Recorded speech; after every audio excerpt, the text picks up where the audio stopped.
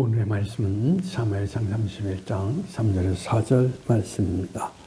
사울이 배전함에 활 쏘는 자가 따라잡으니 사울이 그 활 쏘는 자에게 중상을 입은지라. 그가 무기를 든 자에게 이르되 내 칼을 빼어 그것으로 나를 찌르라. 할례 받지 않는 자들이 와서 나를 찌르고 모욕할까 두려워하노라 하나. 무기 든 자가 심히 두려워하여 감히 행하지 아니하는지라. 이에 사울이 자기의 칼을 뽑아서 그 위에 엎드러지매.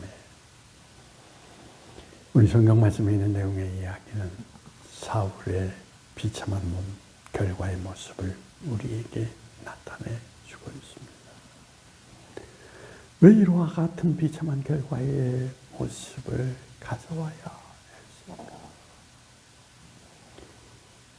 하나님의 명령을, 하나님의 말씀을 거부하고 불순종하면서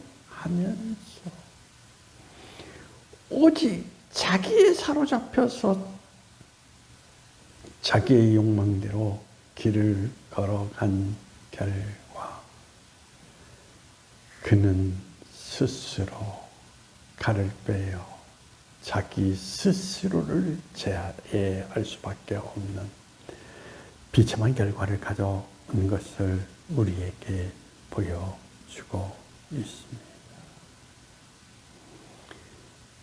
하나님이 우리에게 말씀하시는 말씀이 무엇입니까?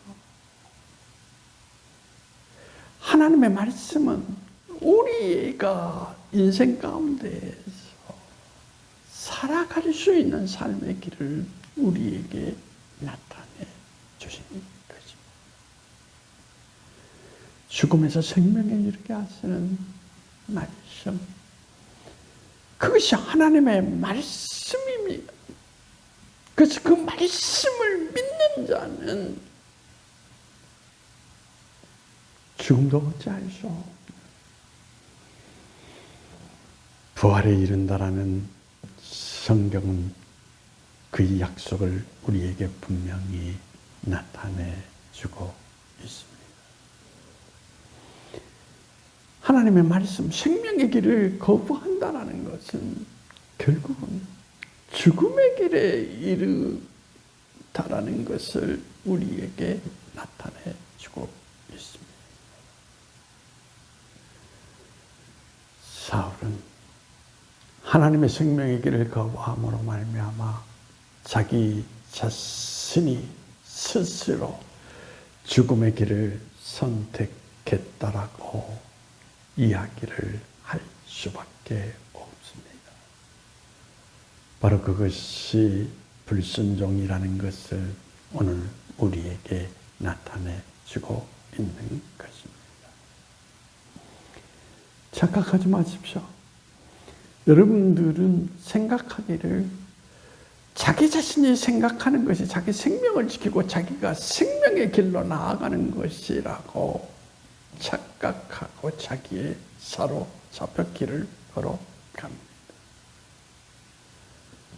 그러나 오늘 성경은 분명히 이야기합니다. 아니다. 그건 죽음에 이르는 길이다. 성서는 분명히 이야기합니다.